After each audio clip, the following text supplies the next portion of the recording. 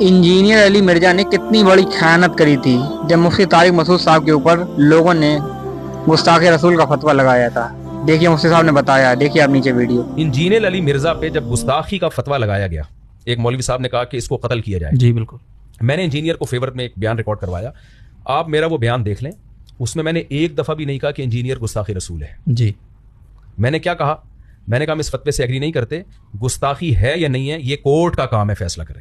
لیکن آپ انجینئر کی خیانت دیکھیں, جب مجھ پہ گستاخی کا الزام لگا تو انجینئر نے مجھے فیور تو دیا کہ مفتی صاحب کینیڈا میں ہی رہو, وہیں اسائلم لے لو, یہاں نہ آؤ, آپ کو مار دیں گے, میں آپ کی زندگی چاہتا ہوں کہ محفوظ رہے. شرارت کتنی کی, کہتے ہے بہرحال یہ گستاخی, جبکہ آپ خود کہہ بھی رہے ہو کہ پاکستان میں جس کو گستاخ قرار دے دیا جائے اس کی جان محفوظ نہیں ہے. یہ بار بار اعتراف بھی کر رہا ہے, اور آپ پھر کہہ بھی رہے ہو گستاخ, بار بار اس لفظ کو ریپیٹ کر رہا ہے. یعنی پسے پردہ تو آپ یہ چاہ رہے ہو کہ مفتی طارق مسعود کو کوئی بم سے اڑا دے. اور مجھے خیال ہوا کہ یار میں نے اس آدمی کو کیسے فیور کیا ہے. میں نے اس ایک دفعہ بھی گستاخ, کیونکہ مجھے پتا تھا اگر میں نے کہہ دیا نا کہ ہے تو گستاخی رسول, جی تو کوئی دیوانہ اڑا دے گا. تو میں تو چاہ رہا تھا اس کی جان محفوظ ہو, میں کیونکہ مخلص تھا اس کی جان کی حفاظت میں.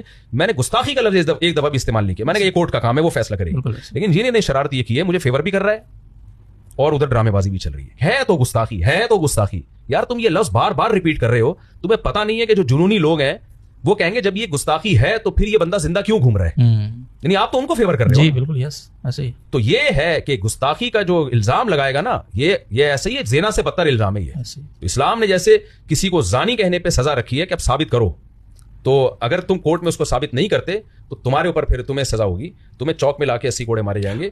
تو ایسے ہی اس پہ